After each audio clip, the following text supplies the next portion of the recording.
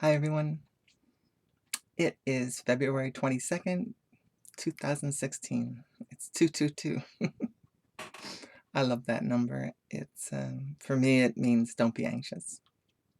And 555 is actually my number. I get it in my dreams and it just stands for God's grace. And if I ever had a tattoo, that would be the tattoo, a cross with 555 under it. And just by accident, I don't believe in accidents.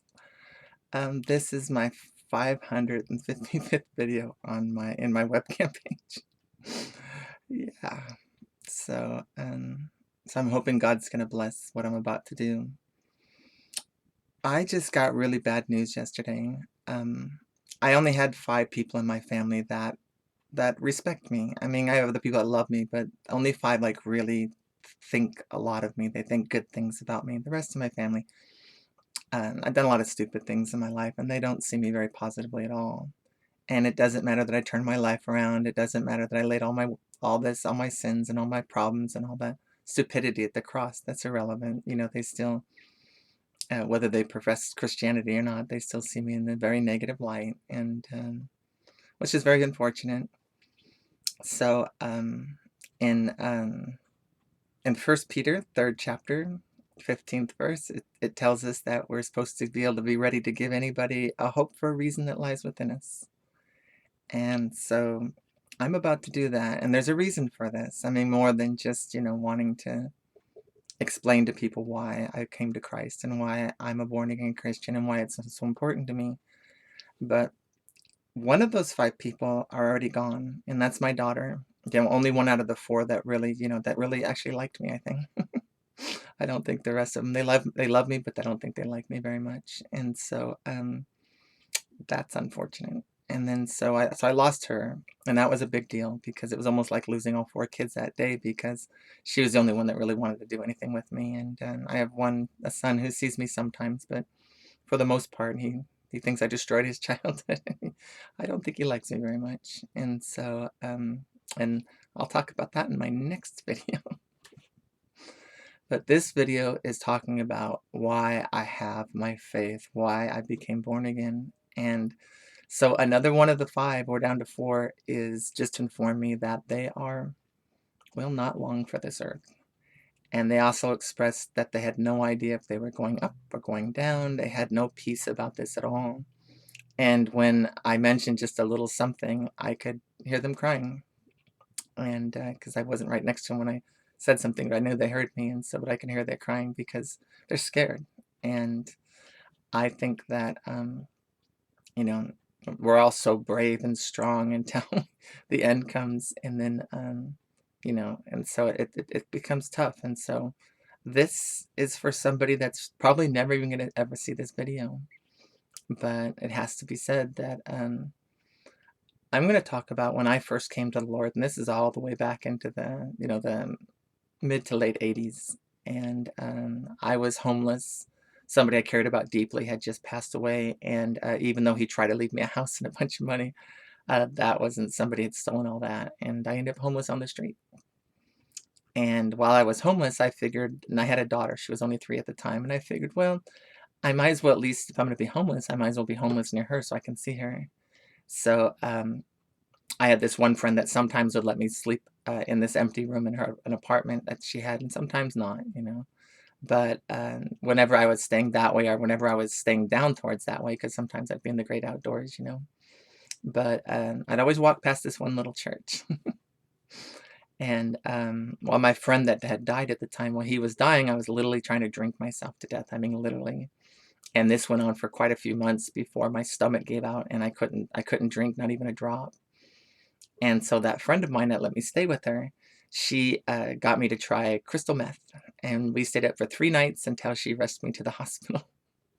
And that was a horrible experience. Oh my God, I was so scared. And I was just wild and crazy and hateful, and there was nobody I hated more than Christians. I mean, maybe God, but it was Christians. Boy, I hated them. And I'd see a bumper sticker that says, "I'm perfect. I'm not perfect. I'm forgiven," and I would see red when I'd see them. And there was no other faith I hated. I just hated the born agains. I despised them. And so, and I was really quite mean to them. I could tell you stories that would be very embarrassing, but I was really quite mean to them, openly and extremely. And so, yeah, so when I got to the point where I couldn't drink and I was terrified to try any drugs, I kept walking right across the property of this little church when I'd go to see my daughter. And so I kept meeting girls, and girls always liked me, but I kept meeting girls that partied, and I wanted to meet a sober girl since I had to be sober. I certainly didn't want to be around somebody who was drinking and partying and stuff because I still wanted to party. I was still a partier. So I walk into this little church one Sunday morning, and the pastor wasn't preaching; they had an evangelist.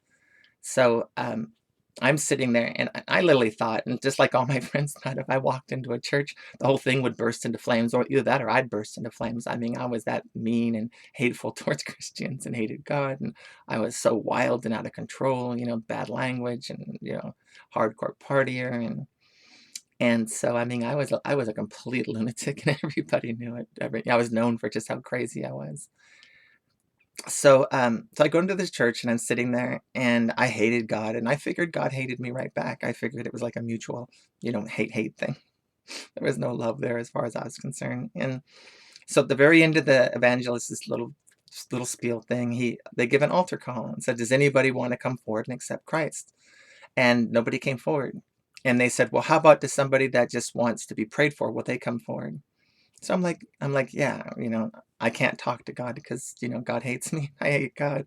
So yeah, I want to have someone that actually, where God likes and they like God to have them pray over me because I was just and my friend that died, he died of, at first he had HIV and then he died of AIDS and nobody knew how you got it back then. And I spent like months and months and months with just crying together and his tears all over me and holding his hands for like even as much as 12 hours a day with like, really bad paper cuts all over my hand from my job from opening boxes. And so yeah, so I wasn't sure just how you got it. And I looked so sick from trying to drink myself to get death. I thought, oh, that's it, I've got it. And I was so scared, just terrified. So so I went forward to be prayed for because I figured if anybody needed prayer, I needed prayer. So I go forward and, so then the pastor comes up and this big guy, he's like 6'6". He comes up to me and he starts reciting the sinner prayer to me. And boy, I was angry. I'm like, I didn't come forward to accept Christ. I came forward just to be prayed for. But he didn't know that. So and I was too embarrassed not to like repeat the words. And so he does the sinner's prayer with me and to accept Christ. And so I didn't accept Christ. I didn't want anything to do with Christ. I just wanted someone to pray over me because I was just so scared and so lonely, and my life was just so awful. So when we were done, I mean, my first thought was to just punch him right in the face and run out of the church, right? I mean, that was literally what was going inside my head. So when I lift my eyes up and look, and mind you, like I said, this is a big man, 6 foot, so tall, 6'6" guy, right? So he's got his hands in the sky and he's got tears streaming down his face, thanking God for this soul that had just been won for Christ. And I mean, how could you hit that? It was the love and the compassion that I felt from him. I hadn't felt that from anybody in a very long time. And it just shook me down to my core. And I did run out of that church. I just turned around and just took off running. And I ran all the way to my friend's house and was banging on her door, "Let me in, let me in." And so she opens the door and I run into the bedroom and I said, "Just leave me alone, leave me alone." And I slammed the door behind me. And there was like just a little dirty mattress in there with with no sheets or anything, and no box spring it or anything. And with this, other than that, the room was empty. So I like run into the corner and I just go into the fetal position and I'm just sitting there and I'm just freaking out, right? And just crying, just like, oh my God, what had just happened? Like I said, it just shook me down to my core. It really messed me up. Since he was an evangelist, it wasn't just, the usual church times, right? That guy was there the whole week. And so I went back Sunday night.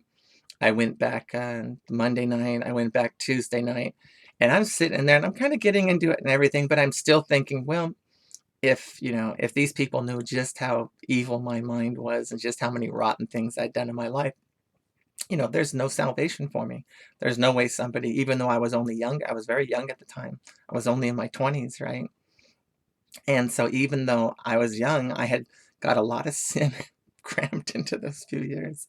So, so he starts telling the story of David, King David, and then he's talking about how he had this one general that just absolutely adored David, but David had, even though he had like 100 and plus wife and a couple hundred concubines that he got to sleep with whenever he wanted to, he saw this woman Bathsheba, and she's totally tempting him, right? She gets up in a window and she's naked, she's bathing herself, and he just falls instantly in lust, right? I mean, he just can't even see straight. It didn't matter how many women he had to have her. So he sends her husband off in the front of a big battle, knowing that he would never survive it, putting him right, putting a general right up front, right in the front lines. There was no way he was going to survive it, and he knew it because he wanted his wife. So, sure enough, sends him off to his death and takes his wife and starts sleeping with her. Well, he lost everything, his kingdom, everything gets destroyed, the whole total crash and burn it. At one point, he's under his enemy's table where he's chained under the table and he's can only eat the scraps that hit the floor. So I mean, so he paid for it. But when he came back to God and asked for forgiveness, God ran to him with open arms and forgave him for what he did. And so I'm sitting there in church thinking to myself, the only reason the only reason I'm not, taking this in, the only reason I'm not accepting Christ is because I'm just too awful. I've done too much. I passed the point of no return. And so when I heard the story of David, I'm like, excuse me, I'm thinking, oh my God, I've done nothing close to that, right? And I'm thinking, all right, if God can forgive him, he definitely can forgive me. So from that moment on, oh my God, I was just lit up for the Lord. I mean, I just went crazy. And so I was so obsessed that I destroyed my marriage because I was never home. And I was out always feeding the homeless or driving through the desert repairing people's cars that broke down that couldn't afford to fix them, and bringing water, and I'd bring food with me, and then I was homeless for a few years, and so I dealt a lot with the homeless. I went and spoke at the LA Mission and stuff like that. That was a wonderful experience, and but I was always doing something, and I was always trying to save the world. And at first at our church, I got married, and my wife and I were invited to everything. And then once I really got on fire and had all these different ministries going, everybody felt really convicted being around me. So they stopped inviting us to everything. My wife just hated going to church. She just hated it. So she stopped going, and so put this huge rift between us. And then I got into this ministry where I'd go into the worst part of San Bernardino. It was known as the single worst strip of apartments inside of San Bernardino, this really low income housing. And that's where I'd go street witnessing. And so I'd go there, and I'd go out there, and I'd go at night, right? And it was fascinating because I I had like the main drug dealer guy, the guy that ran the whole area. He came up to me and he just told me, he said, I want you to know something. He said, no one will touch you. He goes, I gave everybody the word that, no one will touch you. And he says, every person, and crack was really big back then. And he says, so you see everybody out in the street selling crack, there's always a guy with a gun behind them, usually a rifle. And that if anybody tries to even look sideways at me, they'll just blow them out of their socks, which I told him I didn't want that to happen. Don't hurt anybody. But nobody would touch me, and I had total carte blanche to just walk through there late at night, Friday night, whatever. And so I ended up with this ministry where I would bring my station wagon there. I had this big old Vista Cruiser station wagon that held 8 people. And the kids would all line up out on the sidewalk, right? All these young inner city kids that were just they were wild. There's no question, they're pretty wild.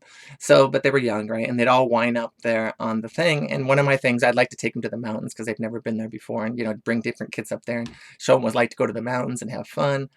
But 3 times a week, I would take them to my church. Well, my church was an all-white church, and these were not little white kids; they were little black kids, and so they were not welcome. And so when the kids started acting up, they used as an excuse to tell me that I couldn't bring the kids anymore. And I said, you wouldn't believe how many kids line up on the sidewalk when I show up. I said, if a kid's not acting right, I just grab another kid and they'll learn fast to hold their tongue and to be right. These kids really need to hear the word of God. And I was told no, they just were not allowed at the church. So between destroying my marriage and being completely separated from everybody, and and burning myself out at the same time, I was really burning myself out. I just completely just walked away from it all. And the Bible talks about when you do this, you actually, whenever you accept Christ like that and then walk away, you actually have like 7 times the amount of demons take on, and you become a much worse person than you were before you walked in. And that was true. I was not a better person. So it took years of kind of like destroying myself once again with my sin to finally step back to where I got to the point where I wasn't doing anything wrong. I just had my life all my ducks in an order, but I was just not happy.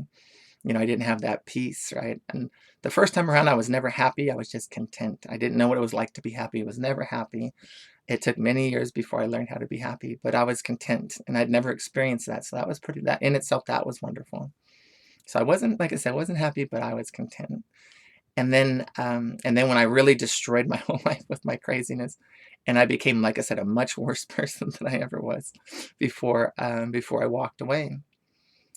So many years later, when life became just too much, it just became too much, and I remembered that contentment. And so I have another video explaining just like a supernatural event happened that led me back into the church.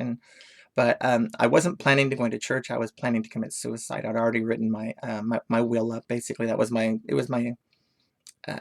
my note, my suicide note, as well as my will, all written to one thing, explaining where I wanted all my stuff to go and everything. And so so yeah, that was the plan. I had just detransitioned, and detransitioning is really stressful. It was like 2 weeks in. When all of a sudden something weird happened in my room. Like I said, that's a different video when it's called When God Came For Me. But when I came back to church and I got all of a sudden, I just dug in and oh my God, the peace and the joy. And so when the Bible says to be sure to give to everyone a reason for the hope that lies within you, oh my God, the peace and the joy. But this video is really focusing on the peace of mind of when you die. You can hear these amazing stories that are happening to this day that, because Christians, there's a Christian Holocaust going on in the Middle East that they don't talk about, where just thousands and thousands and thousands of Christians are being boiled in oil, they're being skinned alive and everything. And the bravery that these people just face knowing that they're at the end and they're still having that joy and the peace and even forgiveness in their heart for the people that, murdering them the way Christ forgave. And so, having that peace of mind at the end, at the moment when it's all coming to an end, there's a lot of people that do believe in heaven and hell that haven't chosen a side. And a lot of people make jokes or laugh about how fun hell's going to be or how they're going to rule in hell. But deep down inside, they know that's just a bunch of nonsense. And then there's this one really weird thing that most people don't understand that involve themselves into the dark side, right? Um, you cannot sell your soul. It's impossible. God is the only one that has control over your soul. It says to don't fear him that can destroy your body, but fear him who can destroy your body and your soul. And that was the dichotomy between the devil and God. You can do the motions, you can sign the thing in blood and everything, but anybody that's ever been involved in this that think they can't come to God because they've done this, there's no such thing as selling your soul. It doesn't exist. That's just a myth to get you to when you finally just become so miserable on the dark side that you won't go to the light. It's just a way of kind of shoring up their evil plan to basically destroy you. The whole purpose is to destroy you. And that's why when you're in it, they ask you to do all these rotten things to other people, cursing food and, causing rips and problems. And most people don't know that basically every church has usually a witch and a Satanist that goes in there. The witch is usually involved with the food ministry, and she'll bring in like cursed food. And the Satanist, he'll go in the bathroom and do like little rituals in there. And you can actually go and put steam on the mirror, and you can actually see the pentagrams and stuff. That's how you know he's in there. But unless you're a very spirited church, you don't even know they're in there. But there's Satanists and witches everywhere. And not all of them are trying to attack the church. Most of them, I don't know if most of them, I don't know what they're up to, but there are some that they're not up to anything other than just being their little Satan thing, right? Or their witchcraft. But then there's also covens, and there's also these cults that get together, and they do go after the church. and they purposely and they assign people to different churches. And so people in the faith don't understand this. They don't know this. They didn't even know this is going on. And it's easy to detect if you know what you're looking for, but that's very common. But these people end up going into the church and they hear these messages, but the one thing that really keeps them from, really joining in is the fact that they believe they sold their soul and there is no hope for them, which is wildly untrue. So this is for anybody who is at the end of their life. They're towards the end and they're absolutely terrified of hell. I'm telling you that no matter what you did, you can be forgiven for it. I mean, no matter what you did, you can be forgiven for it. And so you don't have the control over your soul. You don't. You can God can turn his back on a person, but I mean that is rare, and that is it's very difficult to get to that point. And a lot of times, like I said, if you listen to the story of King David, you think that you've done some bad things. That's killing this beloved general just so you can sleep with a wife when you've already got 100 and something wives and a couple hundred concubines. I mean, it doesn't get much lower than that. So, and he was forgiven. I mean, he had to pay the price, but he was forgiven. So, again, for the reason that hopes that of the lie that lies within me is because Christ died for my sins. He was crucified not for anything he did wrong, but for everything I did wrong. And so God is holy and righteous. God is holiness and righteousness. And there's no way for our sinful us to be in his presence. There's no way for us to get into heaven. There's no way for us to be part of his environment because of our sinful nature. So before Christ, you were saved by works. And you saw how well that went. That did not go very well. So after Christ, after the cross, you're saved by grace. It's nothing you do. It's no work. It's all done by faith. And all you need to do to bridge that gap between your sinful nature and God's holiness, the bridge that goes across is the blood of Christ, is Christ's sacrifice on the cross. So you accept Christ. You accept that you're a sinner. You accept that you've done wrong. You ask for forgiveness. And then you ask Christ to come in your heart. And then you swear to serve him for the rest of your days. That's it. That's it. You're just going through the four spiritual laws of salvation there. You got to understand that you're broken. Everybody's broken. There's, not everyone's fallen short of the glory of God. I mean, everybody's fallen short. There's nobody, I don't care how nice somebody is or how sweet, great somebody seems. Everybody's got their little stuff. And it separates in that bridge, that connection to God. Christ even said in his own words, no one comes to the Father except through me. And but the fact that you can get to him is just so wonderful. It's just so incredible. And I give a lot of advice about how I got my peace and my joy in my life, but in so many ways that's all just smoke and mirrors, because if you take away this one step that I did, all the other steps I talk about how I found happiness in this and it was happiness in that, and I even posted something today about how to project a positivity and everything, but everything is just smoke and mirrors without this step right here, accepting Christ as my Lord and my Savior. And I would strongly suggest, if life is too much, if the difficulty is too much and you just can't get the joy, you just can't get the peace, you just can't get that contentment, I would say that this is for you. And so again, this is targeted at somebody in my life that's not going to be here much longer and doesn't know whether or not they're going to heaven or to hell, even though they do believe in heaven and hell. And I'm just saying that you can have the absolute peace of mind there on that deathbed lying there, that what happens next is something beautiful, not something horrible. All right, so that's it. That's the reason. And if you made it to the end of this video, it was because that you needed it. You needed to hear this. You needed this. So I'm telling you, if you want to accept Christ, I'll be more than happy to pray the prayer with you. You can find yourself a good Bible-believing church, that teaches, heaven and hell, righteousness and goodness and, living a holy and righteous life. You can find someone in there that will walk you into Christ, walk you to Christ. And there's churches that say, "Oh, you're just a sinner, and you're never going to be anything better than that." But there's really bad news: sinners don't go to heaven. That's right. Yeah. So if someone's converted and they don't stop being a sinner, if they just are the same full sinful person before and after, then nothing happened. There was no conversion. So you do have to decide in your life that not only are you going to accept Christ, but you're going to turn your life around and you're going to be a different person. You're going to be brand new. Brand new. You're going to be born again from something really broken to something that's all fixed and beautiful. The caterpillar to the butterfly. And a lot of trans people understand that one because that's what we are. We're the caterpillar to the butterfly, in the physical realm. But the physical realm doesn't last long. It's temporal. Everybody dies. Life is but a puff of smoke. And having that assurance that, when your smoke disappears and vanishes, your physical body, that, you get to move on and you get to be in this beautiful, wonderful place. And I'm actually looking very much forward to it. I'm not afraid of death. I'm not afraid of dying. I've had a full and beautiful life on many, many levels. Just it wasn't a happy life until I truly accepted Christ and got my life together and got on a firm foundation.